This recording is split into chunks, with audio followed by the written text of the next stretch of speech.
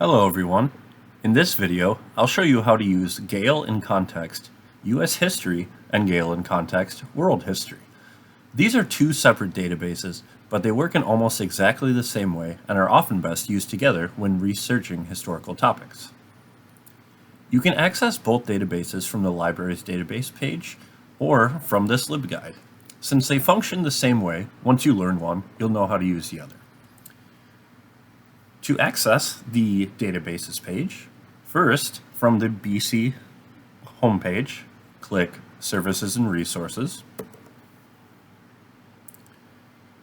Scroll down, click Library. Scroll down, click Research. And down here, we're going to click Find all of our databases with A to Z databases. And the easiest way to get there is under the course or topic subject dropbox to select History and click Filter. And both of these databases are right here, US History in Context and World History in Context. So I'm going to open both of them just to show you how similar they are and also a few distinguishing characteristics of them both. So first, I'm going to show you US History in Context.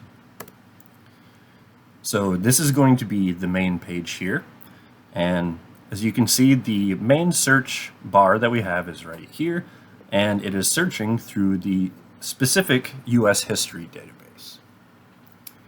So you can also select World History if instead you want to look for a more global perspective instead of the US history perspective. Or you could search for both to give you a completely comprehensive overview of how a lot of different perspectives across the globe viewed certain events. Anyhow, on the main page here, they have random topics of interest that you can scroll through if you wish, or you could browse the topics down here. They have them by category, but an easier way to look at all of the topics is to click the Browse Topics button here. And since we are in the US History database, all of the topics here are going to be specific to US history. As you can see, all the figures, events, themes, these are all related to the United States. So those are all the topics for the US history one. And just to show you what that will look like, we'll explore Gerald Ford. So when you click into a topic, you'll see this topic page. And these topic pages are really helpful because they give you an overview, key ideas, and organized sources all in one place. And so your best bet is to use these to gather background information first before diving into more specific sources. However, we have some information here. We can read the entire overview here, which will give us all that background information. And we will have related content on the side here. And additionally, if you wanted to filter the specific type of sources that you're looking for, you can select sources that are specifically from academic journals, audio recordings, even some videos, primary sources, which can be extremely helpful for supporting historical arguments and analysis in your work, news periodicals, reference sources such as encyclopedias, magazines, biographies, images. So as you can see, there's plenty of information and types of sources available to you. So that way, when you complete your history assignments, you can really support your argument with plenty of different resources as long as your instructor allows. So essentially, the World History database is going to operate in just about the exact same way, but I do just want to show you here that the topic pages for the global or world history, as you can see here, has a world history, the topics will be less focused on specific events of U.S. history, but focus more on global international events. Not that the United States will not be mentioned in any of these things. It's just that these perspectives and all the resources will be coming from places outside of the United States, for the most part. So, as you can see, plenty more of historical topics here. And again, if I were to open one, check out Switzerland.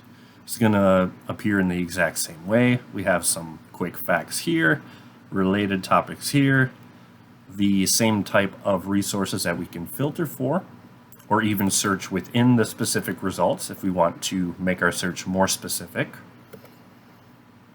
And sorry about that. But while that I'm in here, I will also show you how to use the citation and save tools. So let's say you wanted to use this article in your work. If you wanted to cite it for your Works Cited page, your references page, or your bibliography page, you can find your selected formatting style down here, whether it's MLA, APA, Chicago, or Harvard, and you would click the copy citation there so you can add it to your work. And additionally, you can send any resource to yourself if you wanted to. Send it directly to your Google Drive or OneDrive. You could download it as a PDF. You can see right there. And you can also, well, sorry about that, it opened automatically. If you also just needed to copy the link, you can do that through the Get Link feature. And the last aspect of both of these databases, like many other Gale databases, is that they feature the topic finder. So the topic finder, since I already had Switzerland open, what the topic finder is within the overview topic page that you're within, it will bring up common themes and clusters related to the specific topic. So there are, apparently, Donald Trump is being mentioned a lot in regards to Switzerland recently, as well as ski resorts, or Zurich, forces, mountains, Ukraine. So those are the biggest clusters of common themes that have been searched in regards to Switzerland recently. So if you wanted to, you could click any of these to explore them further, and then results will show up here, or you could keep following them here. And this topic finder is available on both the US and world history databases. So if you wanted to see common themes about something that you're not entirely sure how to research yet, this could be a good way to see what seem to be very big ideas related to the subject. So, to recap, even though US history and world history in context are separate databases, they essentially work the same way and are most effective when used together.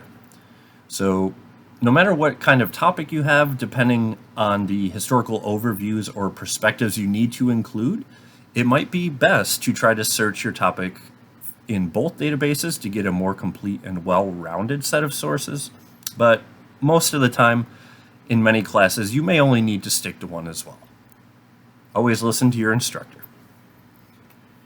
If you have any questions about how to navigate these databases, which one might be the best place to start for your topic, or if you have any other questions about how to even begin your research for history, don't hesitate to reach out to me or any other BC librarian. We are here to help.